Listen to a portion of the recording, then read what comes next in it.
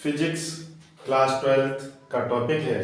देखेंगे व्यतिकरण, तरंगों का व्यतिकरण।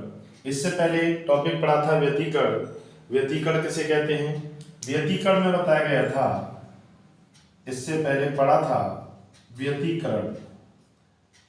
और व्यतिकरण में पढ़ा था जब दो समान आवृत्ति की तरंगें किसी माध्यम में चलती हैं, जब दो समान आवृत्ति की तरंगें किसी माध्यम में चलती हैं तो माध्यम के किसी बिंदु पर परामी तीव्रता का मान अधिकतम तथा किसी बिंदु पर न्यूनतम होता है। इस घटना को व्यतिकरण कहते हैं।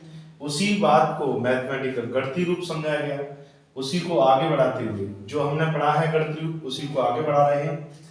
व्यतिकरण, व्यतिकरण प्रतिरूप बोले या तरंगों का व्यतिकरण एग्जाम में बोर्ड परीक्षा में पूछा गया है।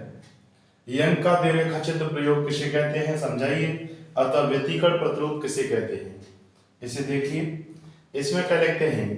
यंग का द्विरेखा चित्र प्रयोग अथवा व्यतिकरण प्रतिरूप में सबसे पहले लिखते हैं सामान्य बात, बहुत सरल, केवल चित्र देखते जाएंगे। इसमें लिखते हैं सबसे पहले, इसमें एक पर्दा P, इसमें एक पर्दा P लेते हैं।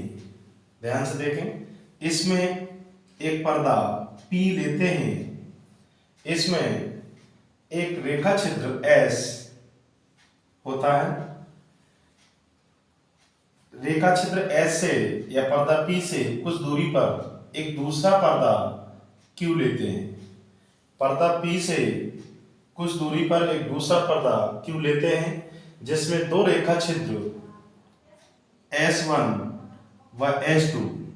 ध्यान से देखें, सीधी सी लाइन लिखते जाएंगे। इसमें एक पर्दा P जिसमें रेखा छिद्र S है, पर्दा P से कुछ दूरी पर एक दूसरा पर्दा Q लेते हैं जिसमें दो रेखा छिद्र S1 व S2, S1 व S2 रेखा छिद्र S के सीध में ना होकर, ध्यान से देखें लिखना क्या है, रेखा छिद्र एक दूसरा पर्दा है Q, उसमें दो रेखा छिद्र S1 व S2 रेखा छिद्र S के सीध में ना होकर ऊपर नीचे हैं, ये ऊपर नीचे होते हैं, जो रेखा छिद्र S से समांतर होते हैं, समांतर दूरी पर।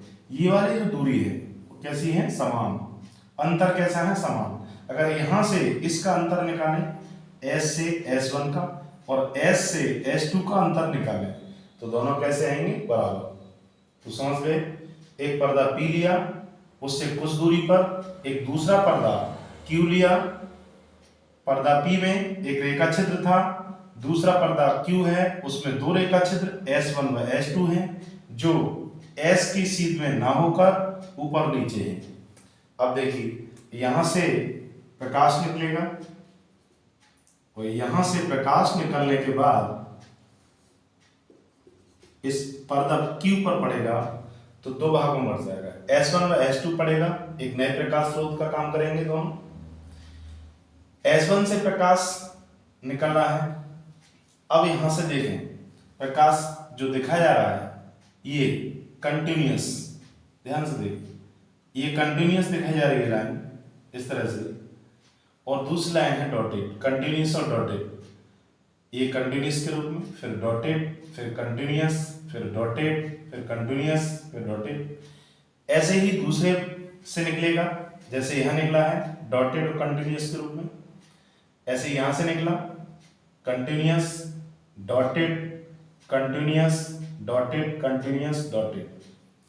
इसी क्रम में प्रकाश आगे बढ़ता चला जाएगा। अब ध्यान से देखें, कहीं कंटिन्यूअस कंटिन्यूअस को काट रहा है और कहीं कंटिन्यूअस डॉटेड को काट रहा है। ध्यान से देखें, ये क्या है? कंटिन्यूअस, और ये क्या है? डॉटेड। मतलब डॉट और कंटिन्यूअस काट रहे हैं। क्या बात बताई गई? कहीं डॉट डॉट को काट रहा है, देखें ये डॉट डॉट को काट रहा है, और कंटिन्यूअस, ये ध्यान से देखें यहां कंटिन्यूअस कंटिन्यूअस को काट रहा है, डॉटेड और कंटिन्यूअस काट रहे हैं। अब जहां ये देखें, जहां कंटिन्यूअस कंटिन्यूअस को काट रहा है वहां बनेगा ब्राइट। प्रकाश की तीव्रता अधिकतम होगी, ब्राइट पॉइंट होगा, चमकीला बिंदु होगा, और यहाँ कंटिन्यूअस और डॉटेड काट रहे हैं वहां डी मिलेगा बिंदु, डार्क। जहां कंटिन्यूअस कंटिन्यूअस काट रहे हैं वहां भी बी मिलेगा। समझ गए? कंटिन्यूअस कंटिन्यूअस और डॉटेड डॉटेड, कंटिन्यूअस कंटिन्यूअस को काट रहा है वहां बी बनना है, कंटिन्यूअस और डॉट एक दूसरे को काट रहे हैं वहां डी बनना है, कंटिन्यूअस कंटिन्यूअस को काट रहा है वहां बी। समझ गए? डॉट डॉट को काटेगा तो बी, और कंटिन्यूअस कंटिन्यूअस को काटेगा तो बी, और डॉट और कंटिन्यूअस काटेंगे तो डी। मतलब कंटिन्यूअस कंटिन्यूअस चमकीला बिंदु, डॉट और कंटिन्यूअस काटेगा तो डार्क। इसी तरह से बी डी बी ये भी बन जाएगा, डॉट और कंटिन्यूअस काट रहा है तो डी बन जाएगा। ऐसे ही कंटिन्यूअस कंटिन्यूअस काट रहे हैं तो बी बन जाएगा। कंटिन्यूअस कंटिन्यूअस और डॉटेड डॉटेड, ये इस तरह से दिख रहा है, ये डॉटेड, कंटिन्यूअस का मतलब ये वाली लाइन, और डॉटेड का मतलब ये क्या है? कंटिन्यूअस, और ये क्या है? डॉटेड। ध्यान से देखिए। तो इस तरह से एक तीसरा पर्दा होता है, Q से एक तीसरा पर्दा R है, उस पर एकांतर क्रम में बिंदु प्राप्त होंगे, bright dark bright dark bright dark. वो जो ब्राइट डार्क पट्टियां प्राप्त होंगी, ये बिंदु का मतलब जो पट्टियां प्राप्त होंगी ब्राइट डार्क के रूप में, समझ रहे होंगे? ब्राइट का मतलब है यहाँ परिणामी तीव्रता, अगर पीछे से जोड़ेंगे, ब्राइट का मतलब है परिणामी तीव्रता अधिकतम होगी, डार्क का मतलब है परिणामी तीव्रता न्यूनतम होगी, ब्राइट का मतलब परिणामी तीव्रता अधिकतम, डार्क का मतलब परिणामी तीव्रता न्यूनतम। एक तरह से इसको अलग से दिखाना चाहें तो ब्राइट का मतलब ये देखें, जैसे ये पट्टी बन रही है, जैसे ये ब्राइट हो गई, ये डार्क हो गई, अलग से दिखाने के लिए बताया है, समझें?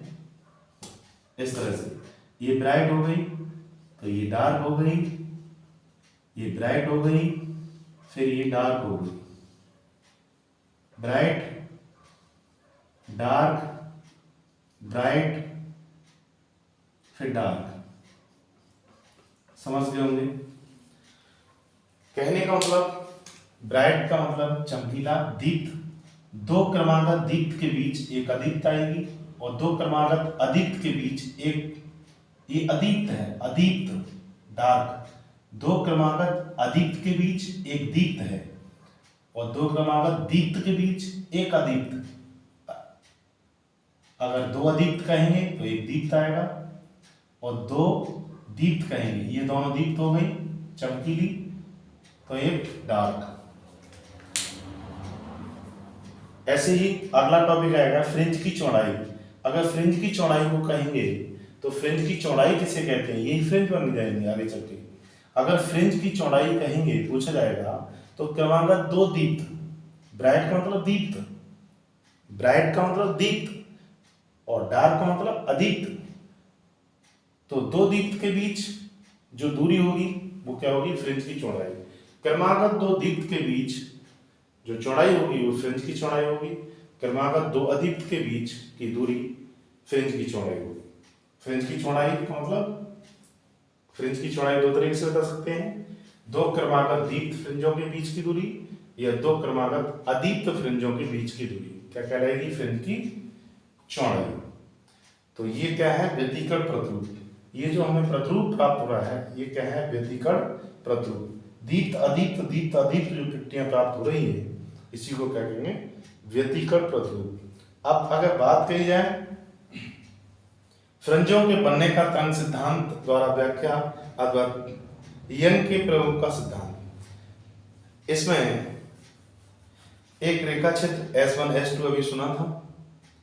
अब प्रस्पंद निष्पंद, प्रस्पंद निष्पंद का मतलब है, प्रस्पंद निष्पंद